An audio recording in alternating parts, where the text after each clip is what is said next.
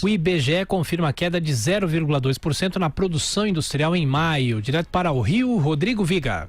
A produção da indústria brasileira voltou a cair no mês de maio, segundo o IBGE. A retração foi de 0,2% ante abril. Trata-se da terceira queda neste ano de 2019.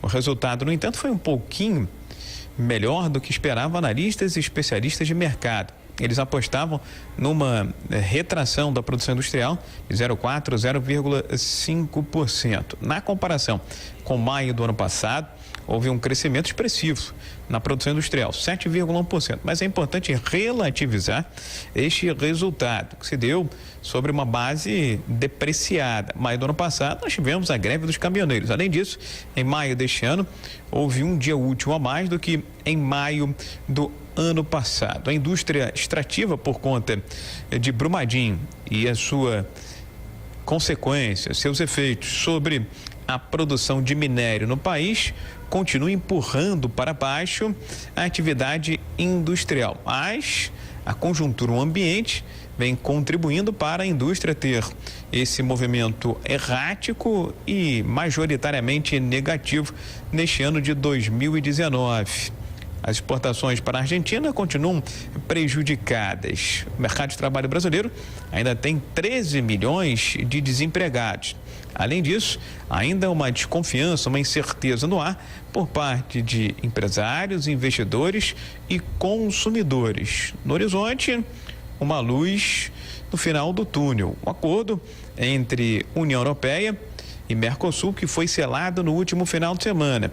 O economista do IBGE, André Macedo, analisa efeitos positivos e negativos para a indústria brasileira a partir deste acordo comercial. Por um lado, você pode trazer ganhos tecnológicos, de aumentar a competitividade, forçar ali algum tipo de avanço em termos de produtividade, mas também pode, por outro lado, trazer algum tipo de comparação ou de competitividade maior e uma possível até substituição de produção doméstica pela estrangeira. No ano, a indústria brasileira acumula queda de 0,7% e em 12 meses está zerada. Do Rio, Rodrigo Viga.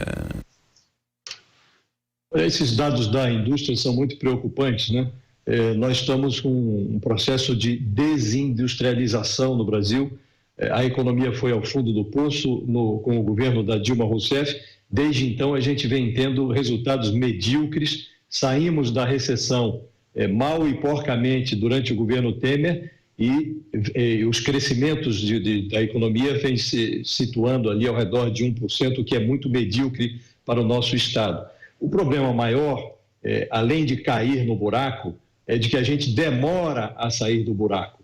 E nesse cenário, o que mais angustia é a percepção de que a embromação do Congresso é o único empreendimento que cresce no Brasil. Então, os parlamentares tinham que se conscientizar desse quadro, priorizar as reformas econômicas e facilitar a criação de empregos. É dramático esse cenário vivido pela indústria no Brasil.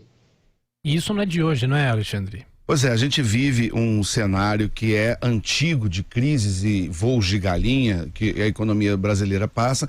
Então, obviamente, a gente tem algumas medidas muito urgentes a serem tomadas, mas o Brasil, que tem uma economia que gira entre 50% até 60% do PIB voltado direto ou indiretamente a atividades governamentais, o Brasil precisa passar realmente por um amplo processo de não só de desestatização, mas também de menos intervencionismo estatal na economia.